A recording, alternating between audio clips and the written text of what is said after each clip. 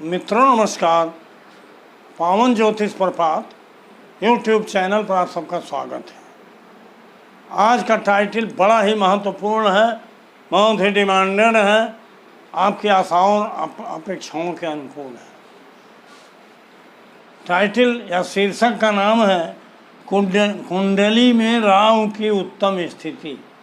कुंडली में राहु की उत्तम स्थिति, Rahu best position in horoscope. जी हाँ मित्रों, बहुत जिज्ञासा आपकी रहती है कि राहु केतु के बारे में बताइए। तो हमने केवल एक चार्ट दिया है, केपी लग्न आमलिक कस्प चार्ट, जो मेष लग्न की नेचुरल कुंडली हम बनाते हैं वही बनाए। इसी पर हम समझाने का और समझने का प्रयास करें। मित्रों, राहु केतु दोनों, जब राहु की बात करते हैं तो केतु को भी समझ, जो नियम राहु के साथ लागू होते हैं वही केतु के साथ लागू होते। जो राहु के बारे में नियम बताऊंगा कि बेस्ट पोजीशन राहु का क्या है, वही नियम केतु पर भी लागू होगा। और आप सभी जानते हो कि राहु केतु छाया ग्रह, इनका कोई पिंड नहीं है नवमंडल में, लेकिन चंद्रमा और पृथ्वी का काट बिंदु, जैसे पृथ्वी सूर्य का राउंड करती है और चंद्रमा पृथ्वी का, तो दो बड़े वृत्त दो विपरीत दिशाओं में अगर राउंड करें तो काट बिंदु पैदा होगी, छोटे वृत्त हो या बड़े वृत्त, और उस काट बिंदु का संपात बिंदु उसको कहते हैं। उसी को राहु और केतु कहा गया कि पृथ्वी या चंद्रमा बहुत बड़े वृत्त हैं, इनका जो काट बिंदु होगा वो भी बहुत विशाल होगा और उसकी छाया पृथ्वी के लोगों पर पड़ती है, उसका प्रभाव कम नहीं पड़ता बल्कि अन्य ग्रहों से ज़्यादा पड़ता है। जैसे अन्य ग्रहों में हम बताते हैं कि सिग्निफिकेटर नक्षत्र के माध्यम से देखो और उप नक्षत्र सपोर्ट कर रहा है तो बेस्ट है, अच्छा है, जिन भी भावों को बता रहा है उन भावों का फल दे। लेकिन राहु के छाया ग्रह ऐसे ग्रह हैं जो बहुआयामी हैं, यह केवल हमने नक्षत्र उप नक्षत्र का फल तो देते ही हैं, जिस राशि में रहते हैं उस ग्रह की दोनों राशियां एक राशि नहीं के हो जाती, लेकिन ये जिस ग्रह के प्रभाव में रहते हैं उसका फल और ज़्यादा देते हैं। तो राहु केतु पर सबसे ज़्यादा फल मिलनी राहु की बात उस ग्रह का पड़ता है जिसकी दृष्टि हो राहु। दृष्टि के विषय में जान लीजिए कि 6 डिग्री तक जिसकी भी दृष्टि होगी वही मान्य होगा, 6 से ऊपर नहीं मान्य, 6 डिग्री। तो जिस ग्रह की दृष्टि हो, नंबर 1 पर वो ग्रह प्रभाव देता है। दूसरे पर जिसकी युति हो, जिसके युति में राहु, नंबर 2 पर उसका प्रभाव सबल रहेगा, जिन भावों को सिग्निफाई करेगा उन्हीं भाव का फल विशेष। नंबर 3 पर नक्षत्र आता है, जिस नक्षत्र में राहु स्थित है वो नक्षत्र स्वामी जिन भावों का सिग्निफिकेटर है उसका फल भी। और नंबर 4 पर आता है जिस राशि में राहु स्थित है उस राशि स्वामी का। और नंबर 5 पर आता है कि स्वयं के द्वारा क्या सिग्निफिकेटर है नक्षत्र और उपनक्षत्र, मतलब 5 प्रकार से प्रभाव पड़ता है। लेकिन आप ये जान लीजिए कि दृष्टि अगर किसी की है तो सर्वाधिक प्रभावशाली हो, युति अगर किसी की है तो सर्वाधिक प्रभावशाली, नक्षत्र का प्रभाव तीसरे नंबर, राशि का प्रभाव चौथे नंबर पर, स्वयं का प्रभाव 5वें। और अगर इसमें से पांचों प्रभाव उत्तम हैं तो वह श्रेष्ठ स्थिति, उत्तम स्थिति होती है। उसमें से 1-2 प्रभाव खराब हैं तो मध्यम स्थिति हो, और सभी प्रभाव खराब हैं तो खराब स्थिति होती है। इसी पर हम चर्चा करेंगे। जैसे मान लीजिए वर्तमान में राहु चल रहा है मीन में, आप देख रहे हो ये यहाँ इस ग्रह में, तो मीन में जो राहु है, मीन में 3 नक्षत्र होते हैं, बृहस्पति, शनिश्चर और बुध। जिस भी नक्षत्र में है उस नक्षत्रेश का प्रभाव तो रहेगा ही, जिस राशि में है बृहस्पति में है तो बृहस्पति का प्रभाव। लेकिन अगर राहु पर किसी ग्रह की दृष्टि है तो सबसे पहला प्रभाव उसका। और जैसे मान लीजिए उत्तम प्रभाव किसको कहते हैं, बेस्ट स्थिति। जैसे मान लीजिए हम धन की बात करते हैं तो धन के लिए 6, 10, 11, 2 ये उत्तम स्थिति है। 1 और 3 भी इसमें आते हैं। और चाहे कोर्ट केस हो, चाहे प्रतियोगिता परीक्षा हो, चाहे चुनाव हो, 6, 10, 11 हर जगह देखा जाता है।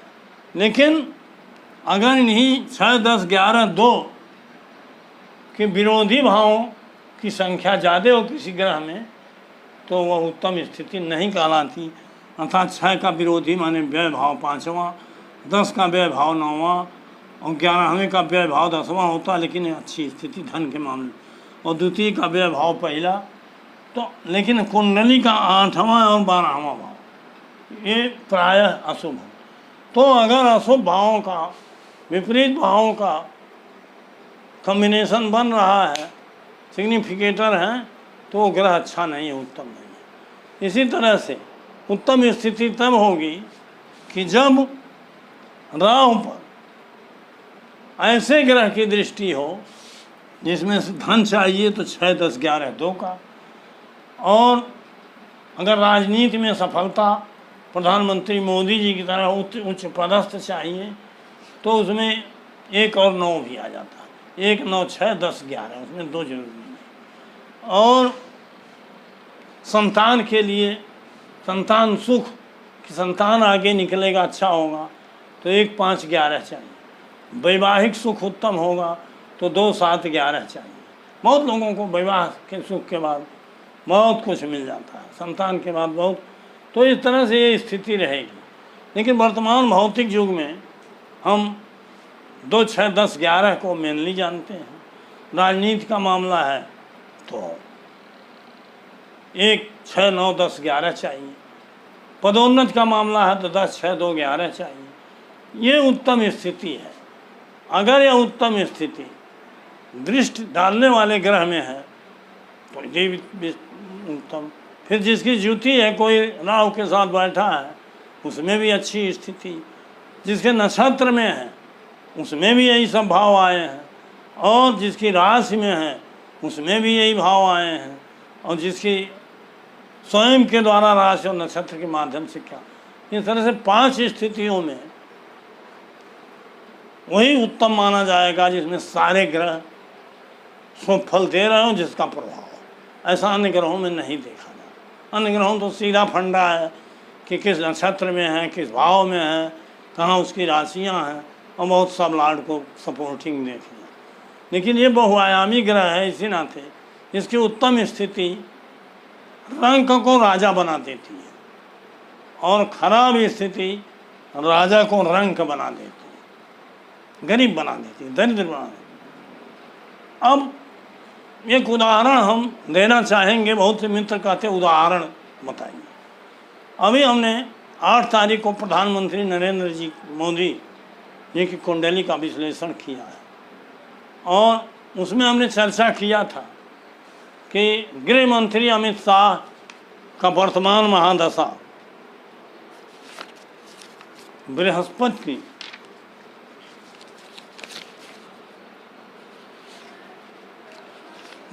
की महादशा चल रही है 21/9/2021, 21 सितंबर 2021 से 21 सितंबर 2037। बृहस्पति के 21 के पहले राहु की महादशा इनके ऊपर थी। हमने बताया कि बृहस्पति में अच्छे भाव नहीं है, न्यून है, लेकिन राहु की महादशा जो 18 साल तक रही, राहु की महादशा थी इन पर 22/9/2003 से 21/9/2021। इन 18 वर्षों में उन्नति और प्रगति की ऊंचाइयों पर थे गृह मंत्री अमित शाह जी। राहु की महादशा थी, तो राहु में ऐसे क्या गुण थे कि उसने इनको बहुत ऊंचाई पर पहुंचा दिया, राजा बना दिया। देखिए, हम कुंडली तो नहीं दे रहे हैं, लेकिन मुझे जो जानकारी है उसमें राहु 10वें स्थान में लग्न कुंडली से मिथुन राशि में बैठा। वैदिक ज्योतिष में आप जानते हैं, उसका भी अध्ययन मुझे है। उसमें मिथुन को राहु का उच्च राशि कहा जाता है। यह तो अन्य विषय हुआ, मैं तो केपी के आधार पर बता रहा हूँ। राहु में स्वयं में, राहु पर पहली बात दृष्टि हमने देखा किसी ग्रह की दृष्टि नहीं। दूसरी बात, राहु में किसी ग्रह की युति नहीं है, माननीय गृह मंत्री जी की कुंडली। लेकिन राहु जिस नक्षत्र में है, राहु मंगल के नक्षत्र में है। मंगल में 1 3 8 और 1 11, 1 3 8 और 1 11, अर्थात 11वां स्थान भी राजनीति के लिए बढ़िया है, 11वां भी स्थान बढ़िया है, 10वां स्थान भी बढ़िया है, और मंगल के नक्षत्र में है और बुध की राशि में है। तो बुध में 1 1 10 9 1 10, अर्थात बुध में 9वां स्थान भी आ गया। अर्थात जो हमने कहा कि 1 9 10 6 11 ये भाव राजनीति के सर्वोच्च पद पर पहुँचे।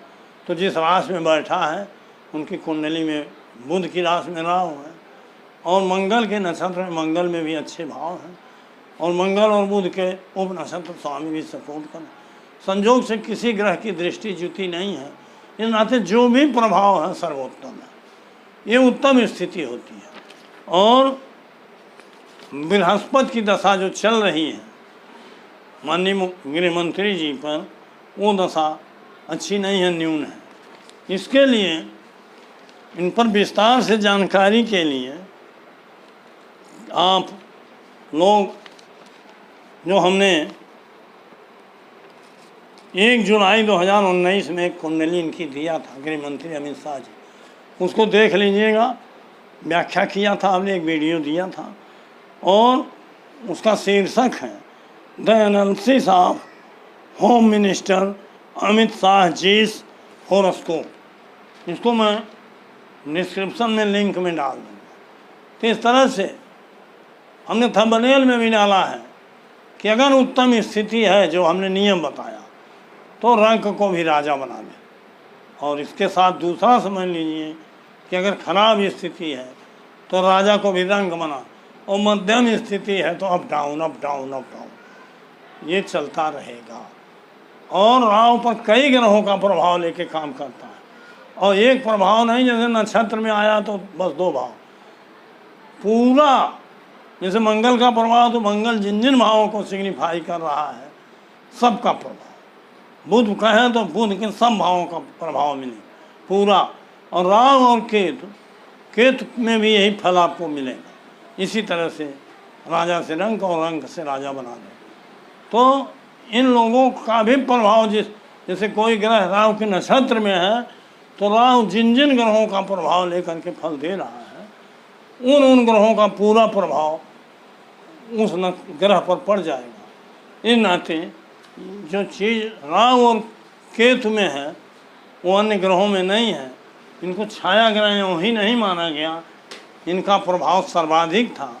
इस नाते हमारे ऋषियों ने, मनीषियों ने अपने दिव्य नेत्रों से, अपने ज्ञान से, अपने विज्ञान से अध्ययन करके हमारे लिए जो दिया है वो बहुत ही हमें गर्वित करता है, हमें उत्साहित करता है। और केपी सिस्टम में तो उसके वैज्ञानिक पक्ष को पूरी तरह से विश्लेषित किया गया है।